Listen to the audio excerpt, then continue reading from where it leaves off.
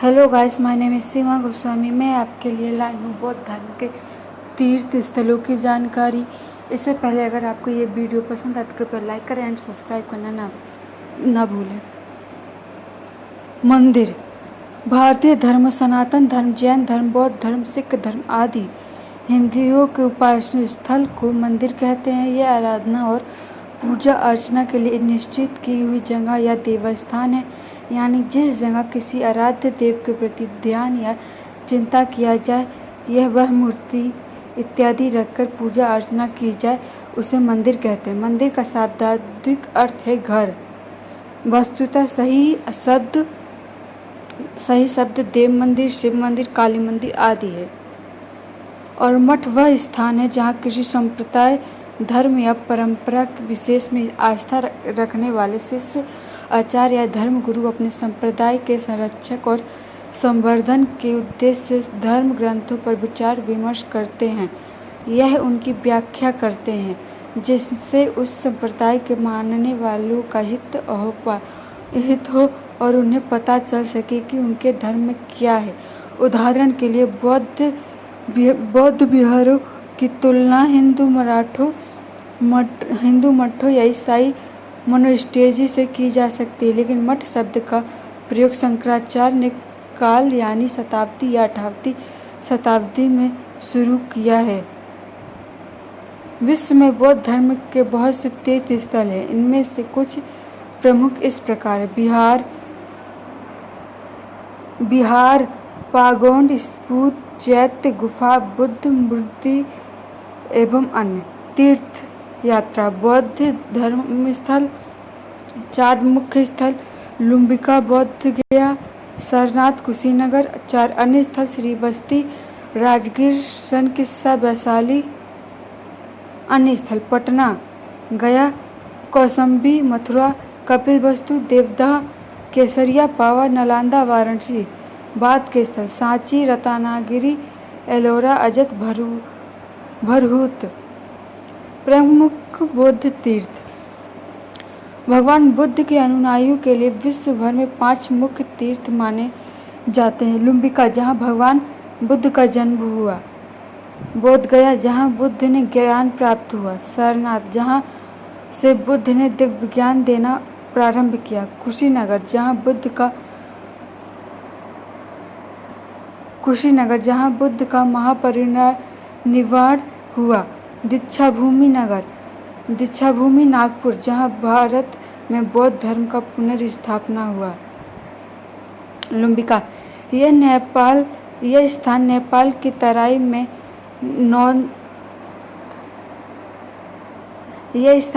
की तराई में Nautanwa railway station से 25 किलोमीटर और गोरखपुर गोंडा लाइन के नौगढ़ स्टेशन के करीब 12 किलोमीटर दूर है। अब तो नौगढ़ से लुम्बिका तक की पक्की सड़क भी बन गई है। ईसा पूर्व 563 में राजकुमार सिद्धार्थ गौतम बुद्ध का जन्म यहीं हुआ। हालांकि यह यहाँ के बुद्ध के समय के गवाही देते हैं कि भगवान बुद्ध का जन्म यहाँ हुआ था। इस स्तंभ के अलावा एक समाधि स्तूप में भी बुद्ध की एक मूर्ति है। नेपाल सरकार ने भी यहाँ पर 2 स्तूप और बनवाए हैं। बोध गया। करीब 6 साल तक जगह जगह और विभिन्न गुरुओं के पास भटकने के बाद भी बुद्ध को कहीं परम ज्ञान न मिला। इसके बाद वे गया पहुँचे। आखिर में उन्होंने प्रण लिया कि जब तक असली ज्ञान उपलब्ध नहीं होता, वह पीपल वृक्ष के नीचे से नहीं उठेंगे, चाहे उनके प्राण ही क्यों न निकल जाएं। इसके बाद करीब 6 दिन तक 6 रात एक पीपल वृक्ष के नीचे भूखे प्यासे तप किया। आखिर में उन्होंने परम ज्ञान या बुद्धत्व उपलब्ध हुआ। सिद्धार्थ गौतम अब बुद्धत्व पाकर आकाश जैसे अनंत ज्ञानी हो चुके थे। जिस पीपल वृक्ष के नीचे वह बैठे उसे बोधि वृक्ष यानी ज्ञान वृक्ष कहा जाता है। वही गया को तक बुद्ध गया के नाम से भी जाना जाता है। सारनाथ। बनारस छावनी स्टेशन से 6 किलोमीटर, बनारस सिटी स्टेशन से 3.5 किलोमीटर और सड़क मार्ग से सारनाथ 4 किलोमीटर दूर पड़ता है। यह पूर्वोत्तर रेलवे का स्टेशन है और बनारस से यह जाने के लिए सवारी, तांगा और रिक्शा आदि मिलते हैं। सारनाथ में बौद्ध धर्मशाला है। यहाँ बौद्ध तीर्थ हैं। लाखों की संख्या में बौद्ध अनुयायी हैं और बौद्ध धर्म में रुचि रखने वाले लोग हर साल यहाँ पहुँचते हैं। बौद्ध अनुयायियों के यह हर साल आने का सबसे बड़ा कारण यह है कि भगवान बुद्ध ने अपना प्रथम उपदेश यहीं दिया था। सदियों पहले इसी स्थान से उन्होंने धर्म चक्र प्रवर्तन प्रारंभ किया था। बौद्ध अनुयायी सारनाथ के मिट्टी, पत्थर और कंकरों को भी पवित्र मानते हैं। सारनाथ का दर्शनीय वस्तु में अशोक व चतुर्मुख सिंह स्तंभ, भगवान बुद्ध का प्राचीन मंदिर, धार्मिक स्फूर्त, चौखंडी स्फूर्त आदि शामिल है। कुशीनगर बौद्ध अनुयायियों का बहुत बड़ा पवित्र तीर्थ स्थल है। भगवान बुद्ध कुशीनगर में ही महापरिनिर्वाण को प्राप्त हुए। कुशीनगर के समीप हिरण्यवती नदी के समीप बुद्ध ने अपनी आखिरी सांस ली। रंभर स्फूर्त के निकट उनका अंतिम संस्कार किया गया। उत्तर प्रदेश के जिला गोरखपुर से 55 का केंद्र है। 80 वर्ष की आयु में शरीर त्याग से पहले भारी संख्या में लोग बुद्ध से मिलने पहुंचे। माना जाता है कि 120 वर्षीय ब्राह्मण सुभद्र ने बुद्ध के वचनों से प्रभावित होकर संघ से जुड़ने की इच्छा जताई। माना जाता है कि सुभद्र आखिरी भिक्षुक थे जिन्होंने बुद्ध ने दीक्षा की। दीक्षाभूमि नागपुर महाराष्ट्र राज्य के नागपुर शहर में स्थित है।